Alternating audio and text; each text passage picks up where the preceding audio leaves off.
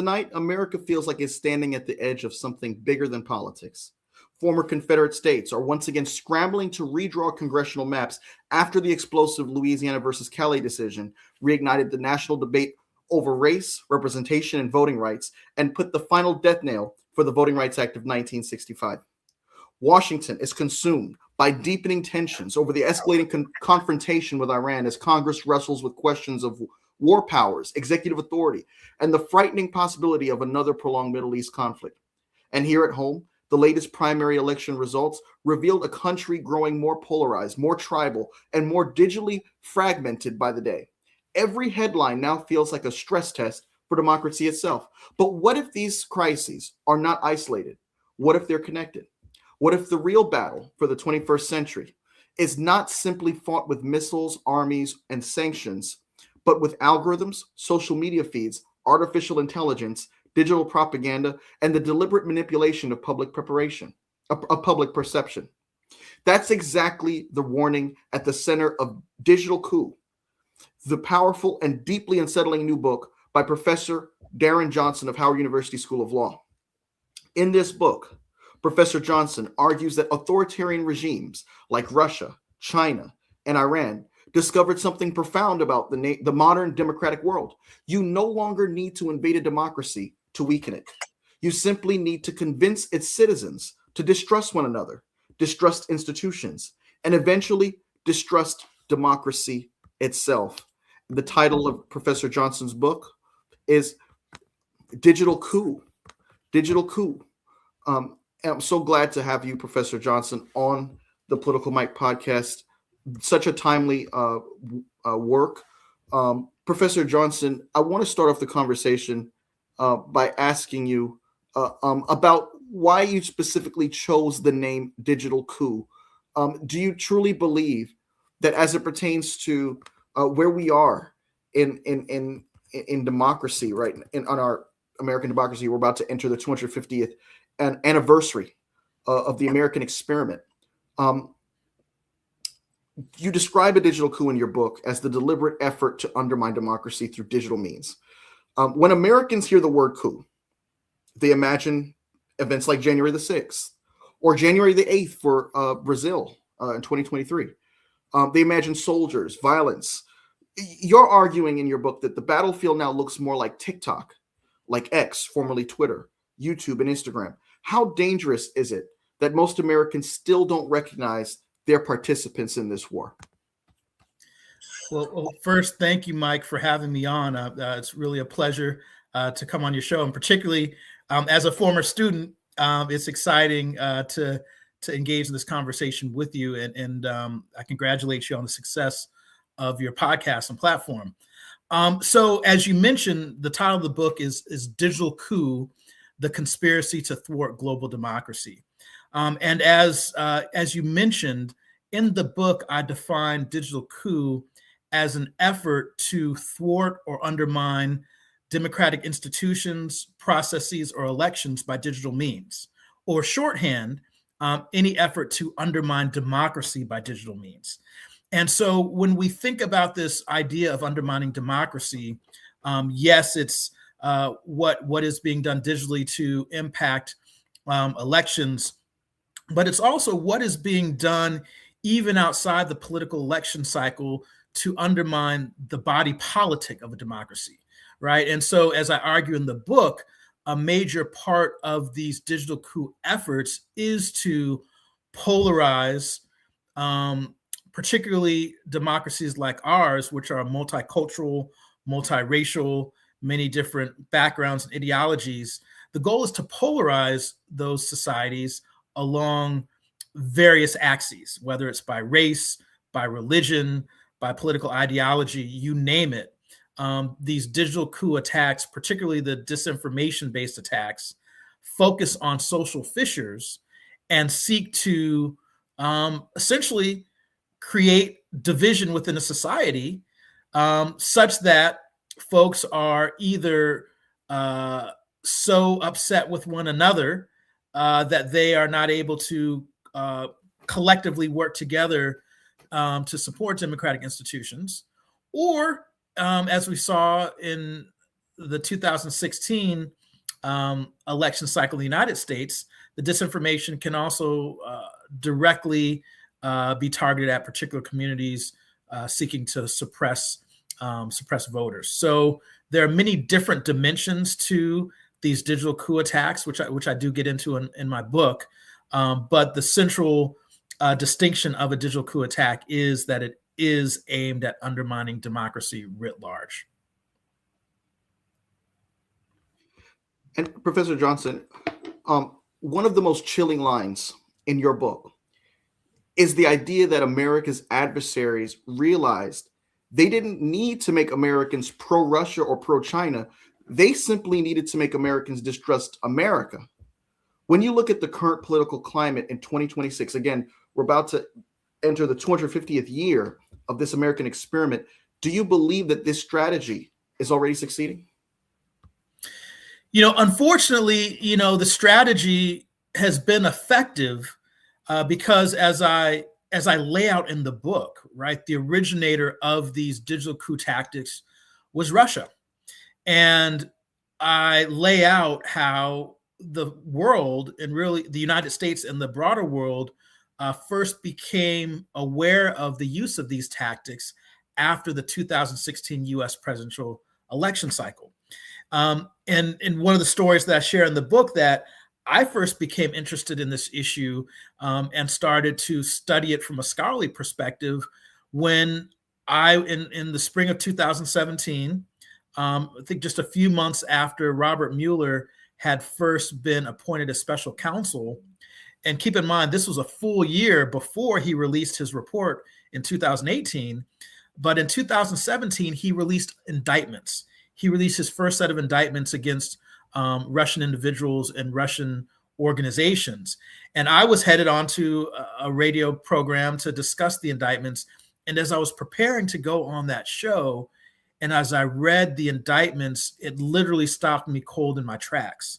Because as Robert Mueller laid out in a very detailed manner in the indictments and later in his report, what Russia had done was they had engaged in a full-scale operation to study American society, to study our long-existing issues surrounding race, divisions along all the different axes that I talked about, and they studied current events.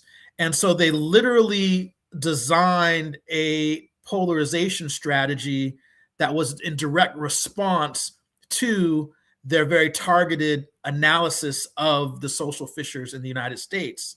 And so in some ways, when I read the report, it almost felt like they studied us and understood us to a greater degree sometimes than maybe we understood ourselves collectively. And they took that understanding, they used that understanding to polarize and divide not just certain communities, but everyone, right? And so what was so chilling about this strategy was they would create false identities and target people on both sides of an issue, on multiple sides of an issue, try to create organic followings. And then once people had started to follow those websites or pages, then they started to put out messaging that would either polarize those individuals or in some cases seek to suppress their vote, in other situations to disinform them, to influence their vote. So it was a very, very targeted, tactical, and extensive campaign that touched over half of the American voting age public in 2016, and it has not stopped since. Other states have joined the game, and I argue that we are now in the digital coup era. This is just the reality of elections, not just in the United States, but elections all around the world. Now, Professor Johnson, what's interesting about the United States is that we're so influential, not just in terms of pop culture, but it seems as if when the United States starts to have a political, a right-wing fever or some kind of affinity toward a strong man, you have other institutions, in other countries also put in place their own version of a strong man. When we suffered January 6th in 2021, you had Brazil experience their own version of January 6th, January 8th, 2023. What are your thoughts about how media, social media, how these algorithms that feed individuals more of what they want to see until they find themselves in a bubble with other like-minded individuals? How do you view that as a threat to the order of just having a social contract where everyone agrees that no matter whether your party or candidate wins or loses, you look at the Constitution, you look at the institution as a legitimate system. You still consent to that system. You still look at it as a working form of government. Even if you were to go back to the Cold War, there were certain messages being sent out by our adversaries, whether it be Stalin's Russia or the Chinese, about why democracy is not functioning or not a viable option for them. Now you have, with the advent of social media and the internet, these kinds of messages kind of just take on a new meaning. What are your thoughts about that? Yeah, there's a lot there. So the first kind of piece of that I want to talk about is, you talked about the increase in authoritarianism, right, or strongmen, and you discussed the January 6th as well as January 8th in Brazil. As I lay out in the book, yes, there absolutely are parallels between January 6th in the United States and January 8th in Brazil.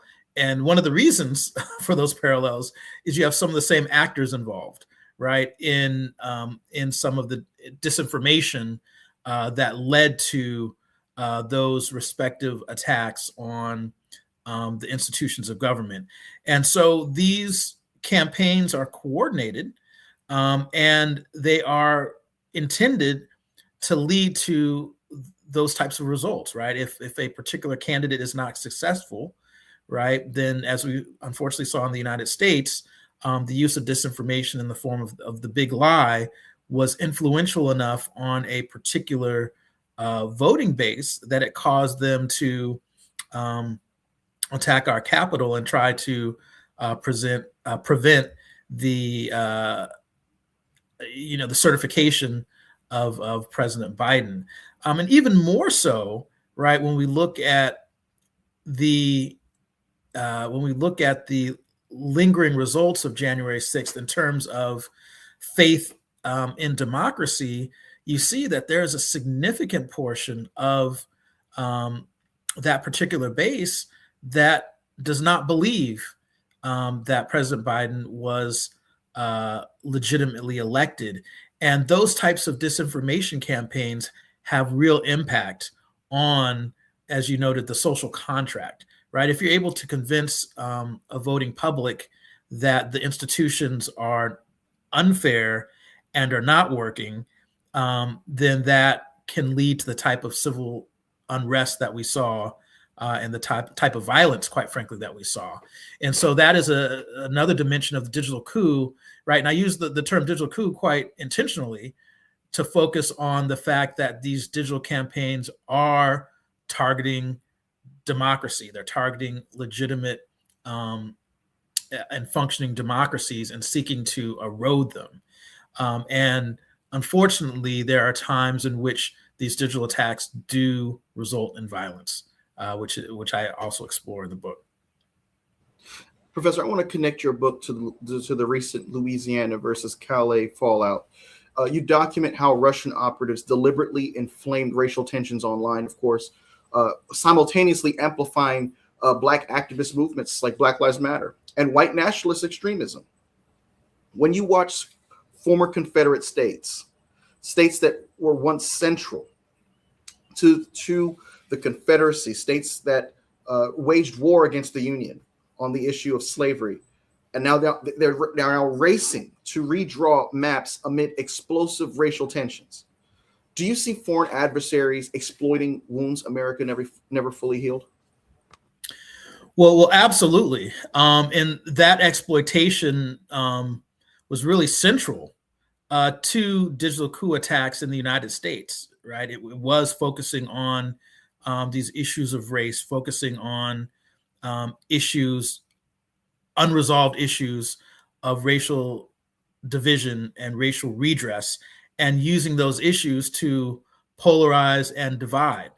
And so when I look at what's happening throughout the South with the redrawing of these maps, and when we look at the gutting of the Voting Rights Act, we really are at a perilous moment in American democracy at our 250th anniversary.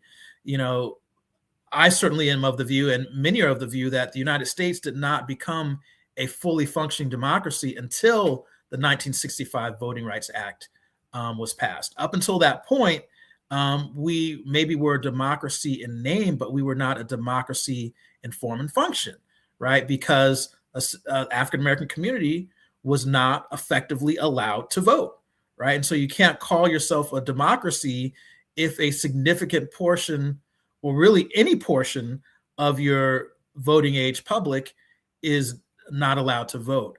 And so when you think of it from that perspective, right, we really see this retrenchment in this 60-year period where we have had greater access in terms of a multiracial democracy, where there was greater access for all Americans of voting age.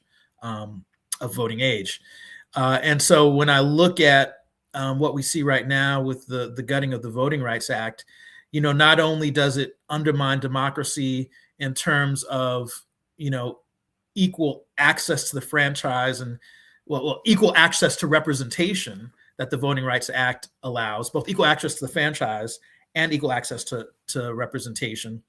It also opens the window again for another issue upon which a targeted disinformation campaign can even further polarize and inflame. And that's the thing about these campaigns, is they are rooted in existing issues of racial redress, existing issues of division. And they simply seek to take those fomenting the campaigns simply seek to take what's happening already and to look for ways of further dividing communities. And while we're on the topic, Professor, I have to get your thoughts on this particular ruling. You have so many people saying this ruling had nothing to do with race. Now, you know very well that, you know, this ruling comes from a long line of previous decisions as it pertains to voting rights that just eroded away at the Voting Rights Act. You know, this comes after the Shelley versus Holder decision of 2013, in which Section 5 was gutted. This comes after the 2021 Supreme Court decision, when voting rights took yet another blow. Here we have Section 2, which was the last barrier, it seemed, against full out, going back to the way things were post the Civil Rights Movement, and this has taken a blow. The Purcell Doctrine was upheld in previous cases, and for those who may be unfamiliar, the Purcell Doctrine basically was a legal concept that dictated that federal courts should not change election rules, district maps, or voting laws too close to an upcoming election. Here we are in primary season, and the Supreme Court completely threw that doctrine out the window, allowing states to, like Alabama, redraw their maps. And last night or 2 nights ago, the Supreme Court gave Alabama the green light to go ahead and redraw its map designed to dilute the Black vote in its population. What are your thoughts about this and those who make the legal argument that this has nothing to do with race? Well, you know, I think the reality is anyone looking at this issue objectively cannot argue, as you look at the line of cases that you mentioned, from Holder, Shelley versus Holder, to the recent decisions of the court, that there has been a concerted effort to undermine the Voting Rights Act and to eliminate the gains that were made through requirements in the Voting Rights Act. First, in Shelley versus Holder, where the court essentially eliminated the Department of Justice's role in ensuring that any new voting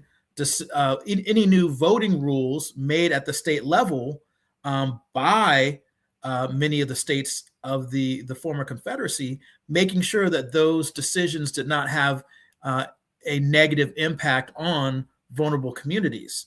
So that prophylactic measure was thrown out by an earlier court.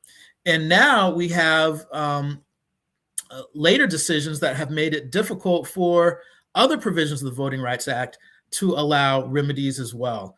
And so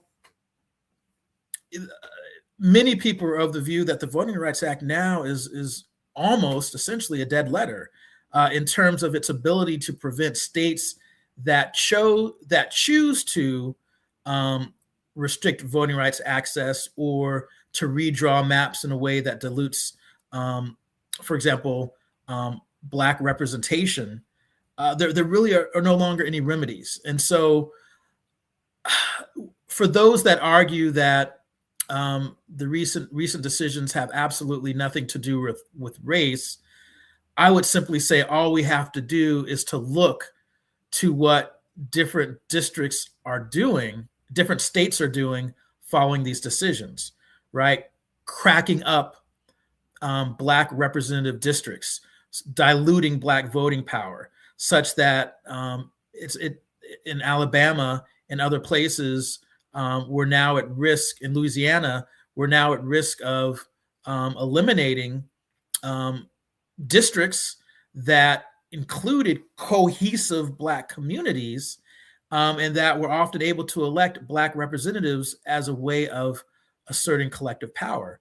Many of those districts are now being cracked up, right, to dilute the ability of Black communities to achieve representation in Congress. So you only have to look to what is actually being done by state legislatures to see that many of the consequences of these decisions are absolutely targeted at diluting Black voting power.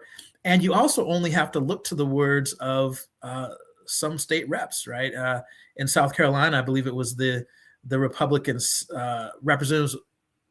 representatives in that state's Congress that opposed the redrawing of districts because they were concerned that if they did so, that would somehow galvanize the Black community to come out and vote even more, right? So there are absolutely racial calculations taking place by the words of individuals who are involved in making these decisions about whether to redistrict or not.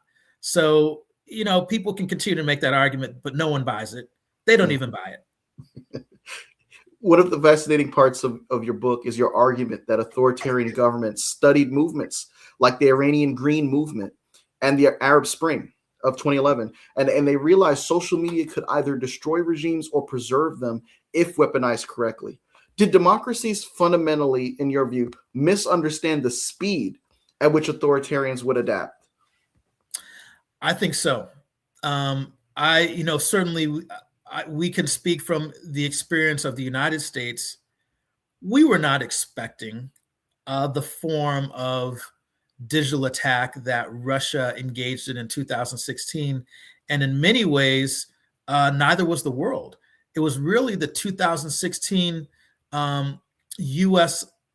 Attack on the U.S. presidential election, and then the analysis of that attack later through things like the Robert Mueller report that really put the global community on notice that these type of targeted disinformation campaigns were now occurring and could absolutely impact democratic elections.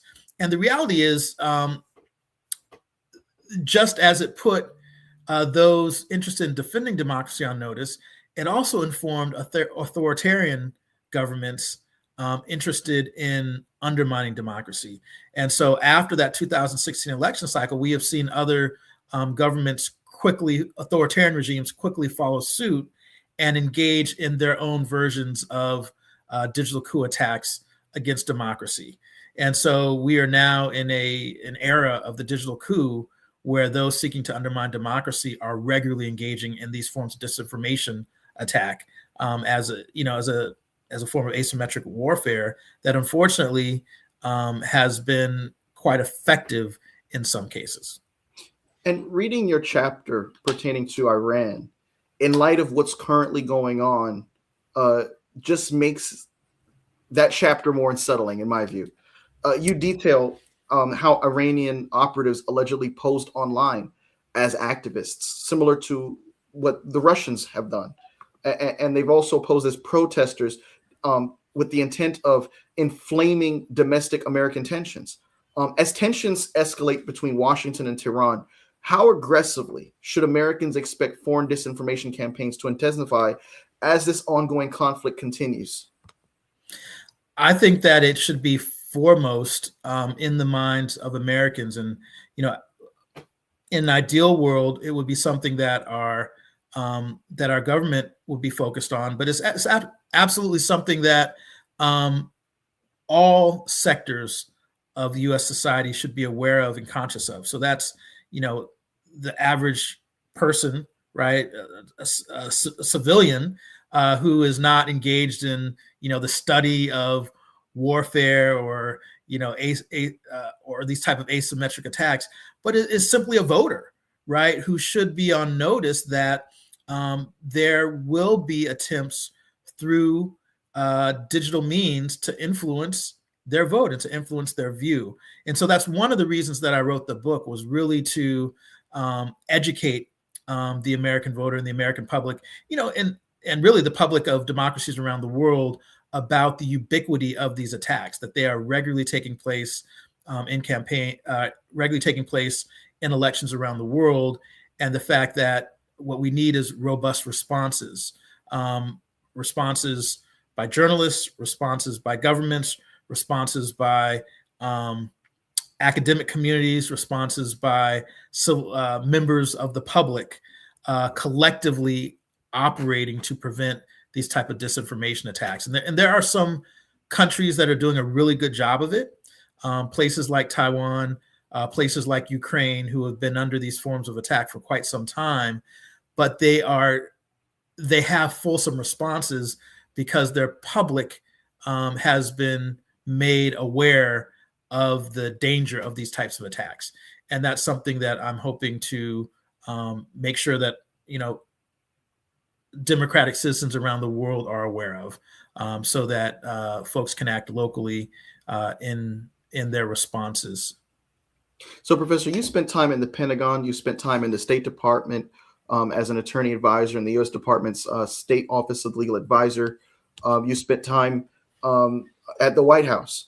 Based on what you've seen and experienced firsthand, are American institutions truly prepared for the next wave of AI-driven election interference, or are we dangerously behind? Let's face it, we're entering an era where reality and AI are becoming very hard to tell apart, and you have vulnerable communities. Not just the running joke among young people is that older folks fall for these deep fakes and stuff. But we're getting to the point where AI is so closely mimicking reality that folks cannot tell the difference. And you have people who know that what they may be seeing is false, but because it validates their own reality of their own idea of reality, they're willing to spread it and fool someone else just to get their message across. Are we truly prepared for this, or are we dangerously behind as a country? Yeah, unfortunately, Michael, I think that not only in the United States, but I think in many places around the world, we are dangerously vulnerable to these types of attacks already. And the use of generative AI only promises to exponentially increase the harm, right? So one of the aspects of these digital coup attacks is that they rely upon disinformation. And when I talk about disinformation, I frame it as digital deception. And so the digital deception takes two forms. There's digital deception in terms of the content, right? In terms of false messaging put out to disinform and to influence. But there's also digital deception in the form of the identity of who is presenting the information. And so the standard digital coup attack, the kind of the original form that we saw coming out of Russia, you had these human Russian intelligence agents pretending to be Americans of various identities and backgrounds, and putting out messaging intended to influence certain populations. Generative AI only promises to exponentially expand the harm of digital deception, because now you have companies that actually offer their digital coup services to the highest bidder. And so a country, a government, or a politician, or an individual can purchase a set of false identities culled from images from throughout social media space, the digital universe. And the generative AI can populate information presenting itself as a human person, right? To a much greater degree than bots could. And so we are dangerously close to existing in a world where folks will be communicating with someone who is very human sounding, but is actually a generative AI being used to pursue a digital coup campaign. So this is absolutely an area that the American public and folks around the world are dangerously at risk of right now, particularly, as you note, as the different technologies, deepfake, generative AI, only improve. Now, Professor Johnson, if you recall, around 2023 or 2024, the United States decided to ban TikTok under the Biden administration because they were looking to have an American company, I believe, own TikTok as it pertains to those who have accounts here in the United States. They were able to come to an agreement around the transition period between Biden and Trump's second term. And then Trump again, I guess, postponed the amount of time to make or came to an agreement rather with the company at TikTok to continue to keep that particular platform in the United States. In your book, you describe concerns that China may be exploiting an algorithm internationally that amplifies addiction, that amplifies outrage and social deterioration while promoting educational content domestically. TikTok in China is drastically different than what we use TikTok for in the United States. If true, should Americans begin viewing digital platforms not merely as apps, but as geopolitical instruments? Michael, absolutely. I think that Americans need to understand that these apps are being used by states absolutely in ways that further their geopolitical interests. The example I think you give of TikTok is a great one. You only need to look to the version of TikTok that is allowed in China, particularly the version of TikTok that children are allowed to access, and the differences in that version of TikTok and what exists in the United States.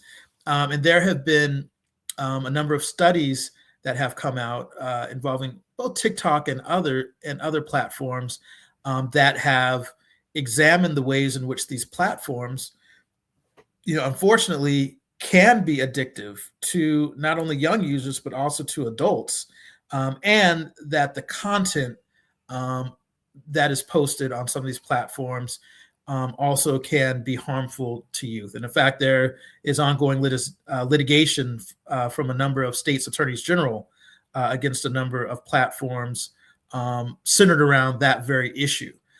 So while, as I note in the book, social media and these digital platforms absolutely are a force of good and have been used for good, and actually have been a source of organization for democratic groups and dissidents, particularly in authoritarian spaces like the Persian Spring and like in the Arab Spring.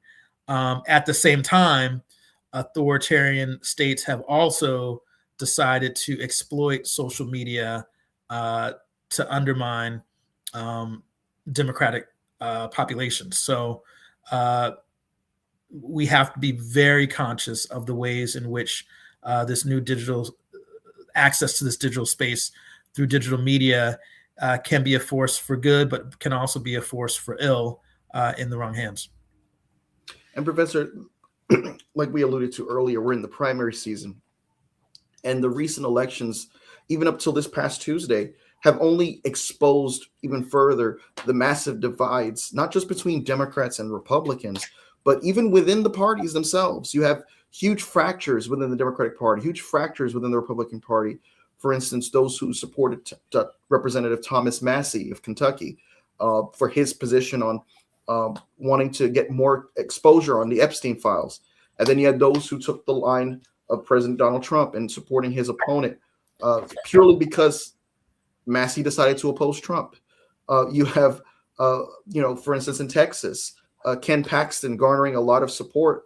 A man who's very flawed, a man who has so much baggage, and you have a longtime conservative who's been in the Senate since 2003 in John Cornyn, someone who helped get Trump's signature legislative achievements like the Tax Cuts and Jobs Act of his first term shepherded through Congress, and he has been ousted.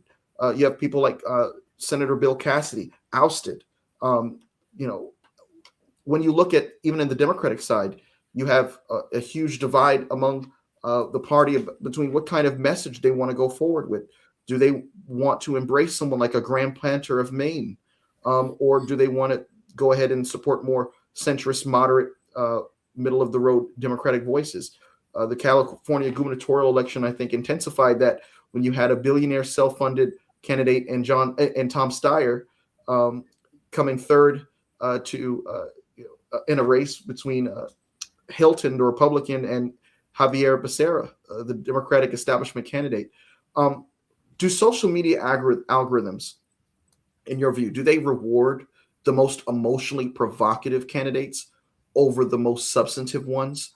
Are we entering an era where you can get a committee assignment based on your social media following and less on your policy chops, thanks to some of these algorithms?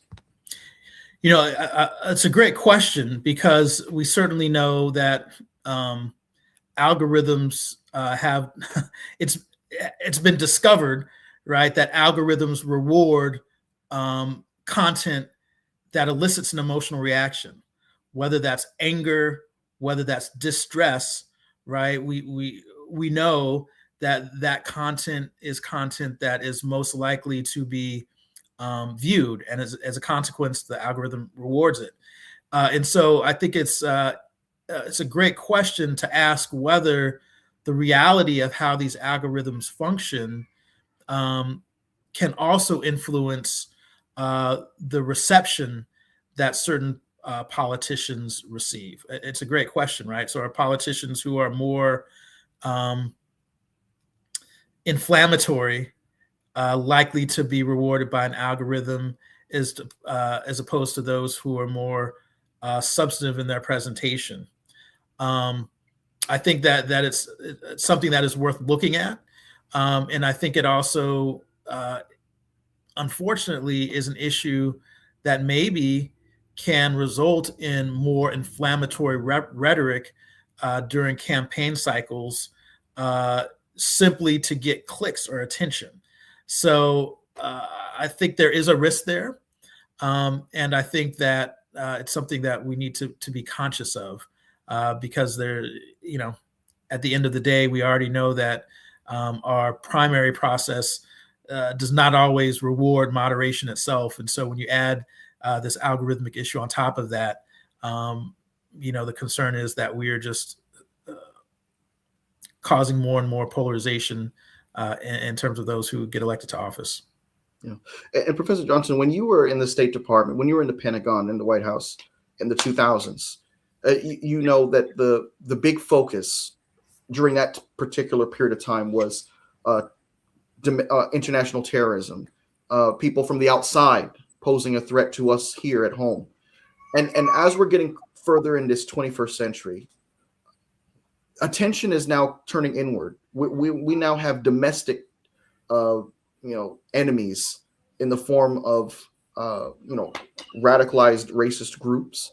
You also have, like we were been talking this entire discussion about, these algorithms that have fed into hatred and racism and division that's characteristic of this era. You also compare in the book, you make the comparison between Russia interfering in the United States election with September 11, 2001, which I think was a shocking and apt comparison. Both pertain, when the president takes an oath to defend the Constitution, he takes an oath to defend the nation against all enemies, foreign and domestic. And oftentimes I think a lot of people, especially on the right, forget about the domestic part. Do you believe historians may eventually view the 2016 election as the opening salvo of a new era of global conflict? Absolutely. One of the reasons I make that comparison is simply the reaction that I had having been at the Pentagon during 9/11 and, during all of the organized response that followed, and realizing that it was a new, not just a new form of attack, but a new dimension to the United States effort at responding to international terrorism, realizing that 9/11 was a catalyst to this major global response. When I first read that Robert Mueller indictment in 2016, it just struck me automatically that the audacity, right, and the fulsomeness of the nature of this new form of attack would similarly be something that would ultimately galvanize or need to galvanize an international awareness and response. And I think that reaction that I had in 2017 when I first read that indictment has borne out, right? Now, close to a decade later, actually exactly a decade after that 2016 election cycle, we are firmly in the era of the digital coup, right? As I tease out in my book, right, in 2024, that was the first time in recorded history we had the largest number of people on the planet voting in some form of election. And also in 2024, the greatest risk to that democratic election cycle, that global election cycle, was disinformation, right? And so we are firmly in the digital coup era, and this new form of digital attack against democracies is not letting up, and is something that democracies will have to respond to in a more coordinated and cohesive manner.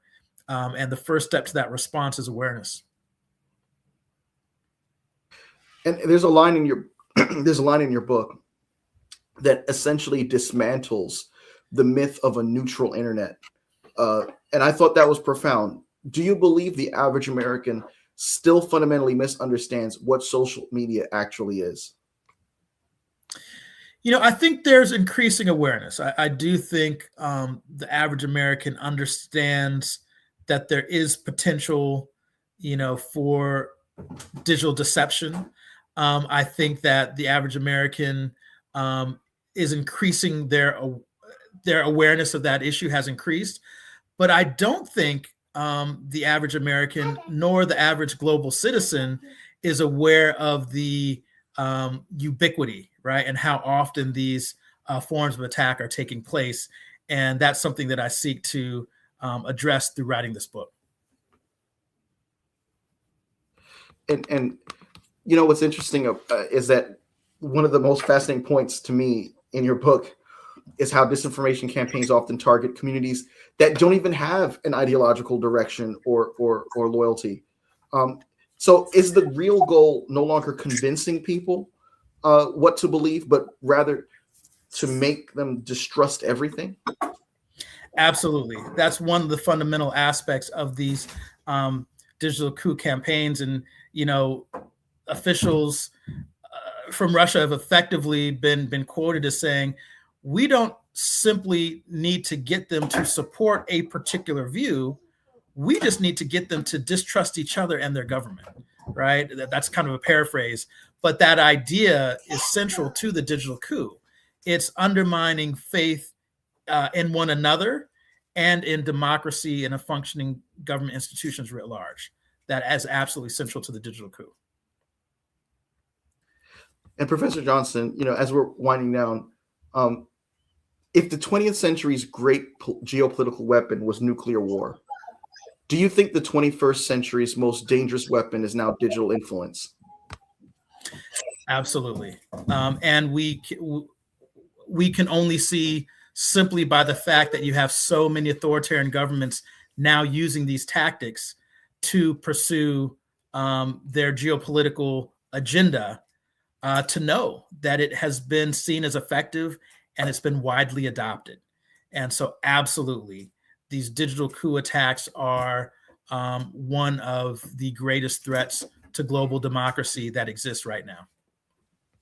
Well, Professor Johnson, this was an extraordinary conversation. It's urgent, sobering, and deeply necessary. This book forces us to confront a reality, let's face it, that many Americans still struggle to fully grasp. And that's that the greatest threat to democracy in the 21st century may not arrive in the form of tanks crossing borders, but through algorithms shaping perception, disinformation eroding trust, and digital warfare turning citizens against one another from within.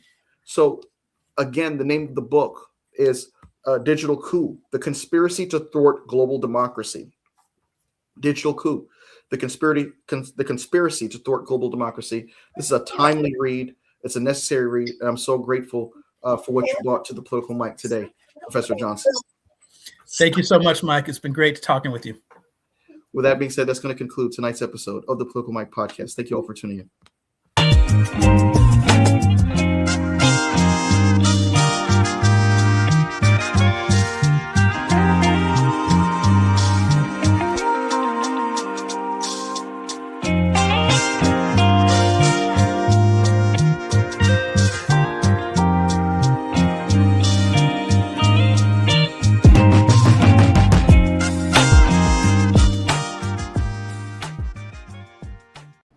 Hi, it's Mike Taylor, the host of the Political Mic podcast. If you like what you heard tonight, I want to invite you to subscribe to our YouTube channel. I also want to ask you to please follow along on Spotify, Apple Podcasts, Google Podcasts, iHeartRadio, TuneIn, and Amazon Music. You can also follow along and keep up with the conversation through our Telegram channel. Follow us on Twitter at @ThePolyMic, and follow us on Instagram. Thank you so much, and no matter what part of the political spectrum that you fall on, I want to encourage you to stay engaged, stay a part of the conversation, and stay informed. Thank you.